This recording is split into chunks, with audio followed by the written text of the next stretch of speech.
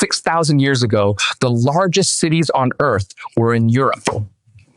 Then people burned them down. Not invaders, not earthquakes, not drought or famine, something else entirely. For over a century, archaeologists cataloged these destruction layers without understanding what had caused them. The first excavations in the 1880s recorded the burning, but no one connected it to disease. The people living inside these cities set fire to their own homes and walked away from everything they had built. No arrowheads, no battle graves. The destruction was thorough and deliberate.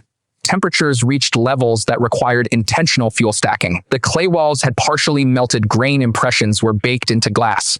Whatever happened here, it was not accidental. The evidence pointed to something far stranger: deliberate, systematic self-destruction across an entire civilization. And then in 2018, ancient DNA gave us the answer. A bacterium inside a 5,000-year-old Swedish farmer, the oldest plague victim ever identified. A woman who died when Stonehenge was still being built. She lived during the golden age of Neolithic Europe, when communities across the continent were thriving, building monuments and expanding their trade networks. And something invisible was already killing her people. The woman was buried at Sägvorden in Sweden roughly 4,900 years ago. Inside her bones, Nichols Raskovan at the Institute Pasteur had reframed European prehistory. They found Yersinia pestis, the same organism that later killed half of medieval Europe. But this strain was different, older, more primitive, and potentially far more terrifying than the medieval version that came after it. This plague spread through the air. No fleas, no rats, just breathing. The Neolithic strain lacked the YMT gene that enables flea transmission. Without that gene, the bacterium could not survive in a flea's gut. It could not use rodents as a reservoir. The YMT gene evolved later. The medieval Black Death was a more sophisticated, more transmissible version of the same pathogen. What it lacked in flea transmission, it compensated with direct respiratory spread. Just as deadly, it spread pneumonically, directly from lungs to lungs. In densely packed farming villages, one infected person could spread plague to dozens within days. Extended families shared single longhouses. Grandparents, parents, children, all breathing the same air around the same hearth. In winter, the longhouses were sealed, ventilation minimal, the air thick with smoke and pathogens. Plague DNA has now been found across northern and central Europe. Multiple countries, multiple centuries, the same ancient lineage. Then in 2024, a massive study confirmed the scale. 108 individuals tested, 17% positive for plague, nearly 1 in 5. And those were only the bones that preserved enough pathogen DNA. The true rate was higher. The geographic spread was enormous.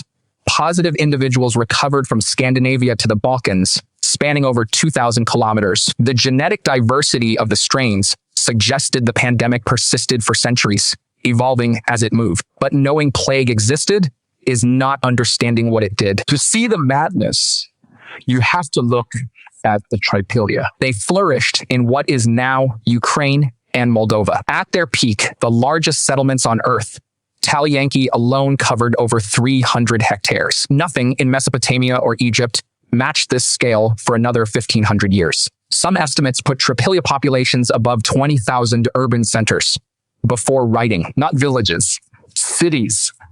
1,500 years before anything comparable in Mesopotamia. 2-story houses with painted walls, interior decorations in red and white geometric patterns. The artistry suggests a society with enough surplus to support specialized craft workers. 6,000 years later, the pigments still hold their color, craftsmanship rivaling the Bronze Age. Elaborately decorated pottery, showing sophisticated artistic traditions, specialized crafts, long-distance trade, architectural planning unseen again for millennia. They left behind thousands of clay figurines that suggest complex ritual practices and social organization. And then, around 4,800 years ago, they burned it all systematically.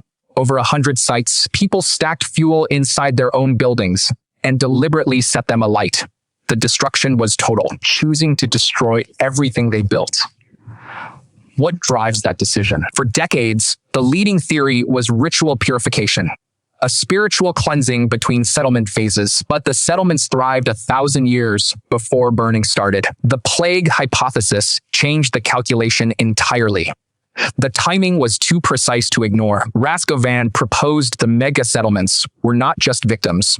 They were incubators. 15,000 people, shared grain, shared water, no quarantine, perfect conditions for plague, dense population, close quarters, constant face-to-face contact across every household in the settlement. Once plague entered, the math was catastrophic. Modern pneumonic plague kills above 90% without treatment in a population with zero immunity. Pneumonic plague kills within days. No understanding of transmission meant every act of care became an act of infection. When everyone is dying and you cannot see the killer, you burn what seems cursed. You burn the houses where the dead lived. You burn the grain, and then you run. Valuables left behind, pottery figurines, tools that no planned relocation would abandon. Some houses contained stored grain carbonized by fire, food that a planned move would have saved. The grain stores were full when the fire started. These communities were not starving. They were terrified. These people did not relocate. They fled. Within a generation, the largest urban centers in the world were empty. The fields they had farmed for centuries returned to grassland. From cities of 15,000 to hamlets of 50. 1,000 years of civilization erased in a few generations. But the Tripilia were not the only victims. Plague spread along trade networks, connecting Neolithic communities across the continent. These communities were not isolated. Rivers served as highways. A trader carrying plague could travel hundreds of kilometers in weeks. The same routes that carried amber and flint carried disease. Every exchange of goods was a potential exchange of pathogens. The more connected a settlement was to the trade network, the more vulnerable it became. The mega settlements were trade hubs.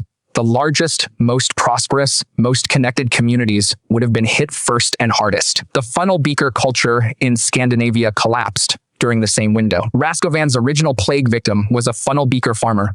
She lived in a community that built megalithic tombs and farmed the rich Scandinavian soils. Her people had no reason to expect catastrophe. Their way of life had endured for 1,000 years. Her culture vanished within centuries. The flint mines that supplied tools across northern Europe fell silent.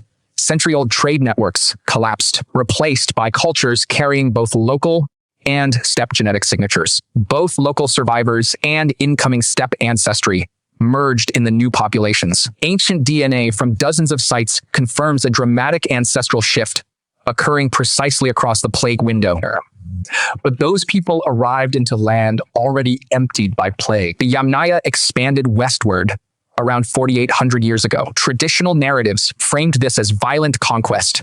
Mounted warriors overwhelming settled farmers. The plague data suggests they moved into landscapes already empty, fields already cleared, waterways already mapped, but the people who built it all were gone. Some argue the collapse happened at different times.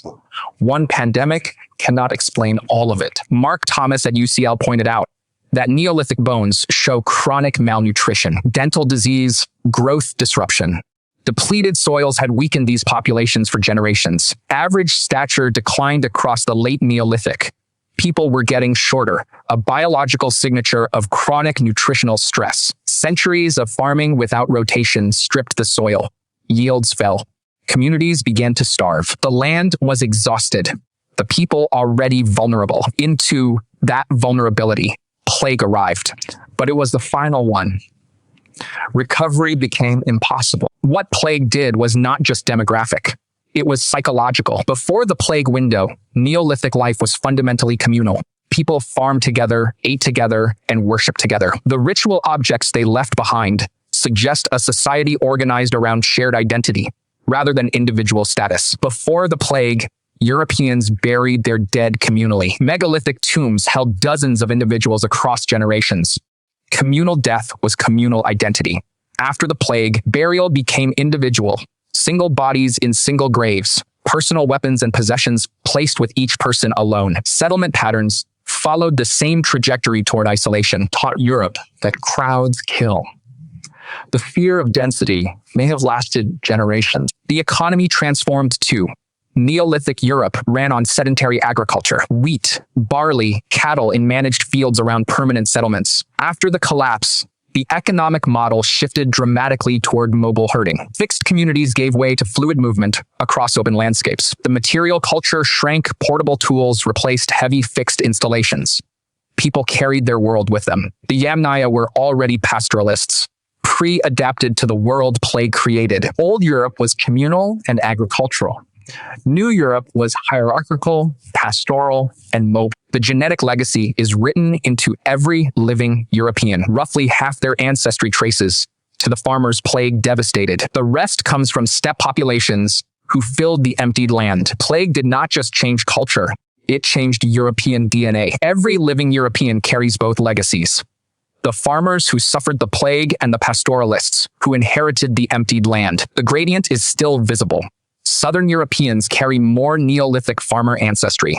Northern Europeans carry more steppe. The plague's demographic signature is written into every modern European genome. 5,000 years have not erased it. The world we inherited, its languages, its economies, its genetic makeup, was shaped by a catastrophe that the people who experienced it could not even name. The earliest documented pandemic in human history. 4,000 years before the Black Death, the monument builders had no word for plague. No concept of bacteria, no way to understand. They burned what seemed cursed, ran from what they could not see, and abandoned 1,000 years of civilization because staying meant dying. The Tripilia left no written record, no inscriptions, no explanation for what they did or why. 5,000 years later, their bones told us what they never could.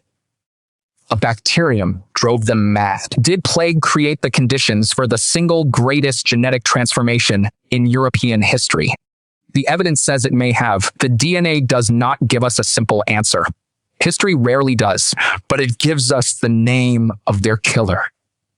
That is more than they ever knew. The bones are still speaking. We just learned how to listen. Sources for this episode are linked in the description below. Subscribe for more ancient DNA investigations.